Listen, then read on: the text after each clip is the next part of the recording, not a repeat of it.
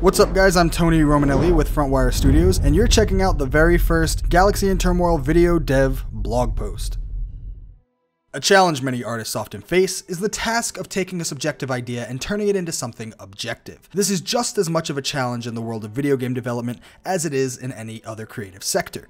So what we're actually going to be talking about today is how a vague idea can go on to become something more real, like a 3D model. Now, for the planet of Nocti, one of our concept artists was tasked with designing a paper mill with an architectural style similar to a technological Hagia Sophia. When he was given this job, he went on to research exactly how real-world paper mills function. After taking time to get familiar with how the paper mills worked, he went on to sketch a vague arrangement of the mill on paper to get a basic understanding of the layout. Initially, the concept was very vague and still extremely flexible, delivering the viewer just the bare minimum needed to understand the basic idea. At this point, lots of ideas are still being tossed around, even ones that don't necessarily make it into the final design. For example, at one point, the artist was considering including a lava river as opposed to your everyday river of water for the in-universe purpose of providing heat and energy to the mill. Once he had worked out a basic layout of the mill, he then started to draw silhouettes. Doing this made it extremely easy for him to produce a number of designs quickly without having to worry about things like details, perspective, and composition for each idea.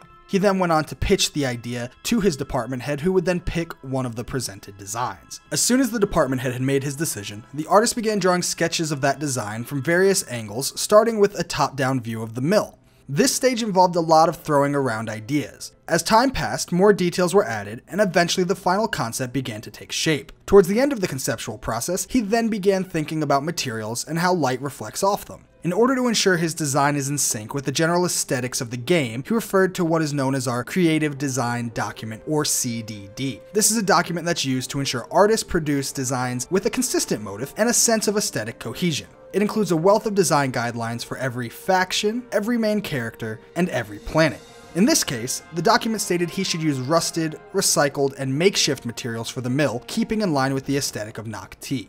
After many hours of toying with different ideas and making improvements, the artist decided the concept was complete and had it handed over to the 3D department. So what exactly goes into turning a 2D concept into a 3D model? Well, in this case, the modeler started out by creating a blockout in Maya. You can think of a blockout as a simple version of the model made entirely out of basic shapes like cubes and cylinders. Doing this allowed him to get a better idea of the proportions of the structure. As the concept artist had produced designs in isometric view as well as in perspective view, the modeler was able to quickly and accurately work to capture the spirit of the concept and bring it into the third dimension.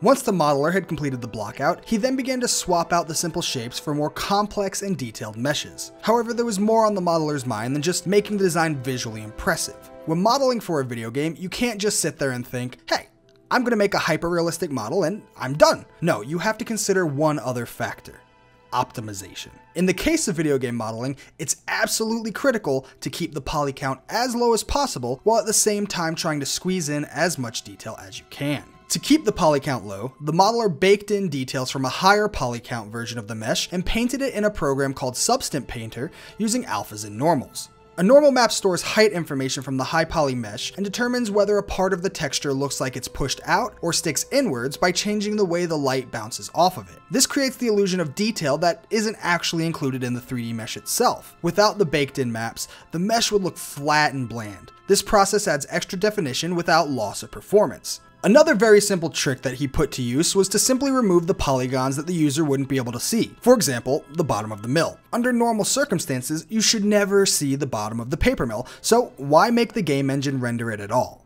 Come to the end of the optimization stage, he had to manage to complete the model using only 7,000 tries. Yeah, I know, I don't totally get what tries are either, so join the club. Once the modeling was finished, the next task was to unwrap it. You could think of this process as something similar to the act of cutting up a mesh and then laying it out flat. Take for example a cube. You can cut out 6 squares and fold it up to still make a cube. Unwrapping is the reversed process of what that is.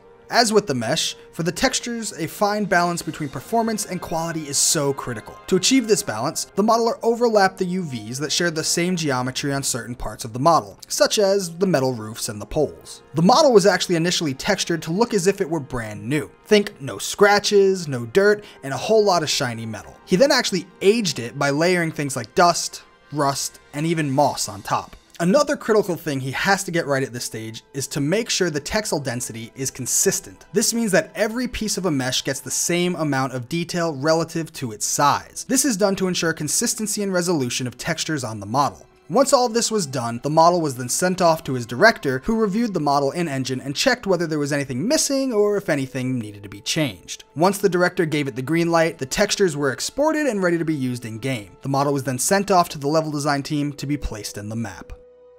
And that's it for the first Galaxy in Turmoil dev blog. Be sure to follow our social media accounts on YouTube, Facebook, and Twitter for behind the scenes looks into Galaxy in Turmoil. You can find all those links in the video description below. Thanks for watching.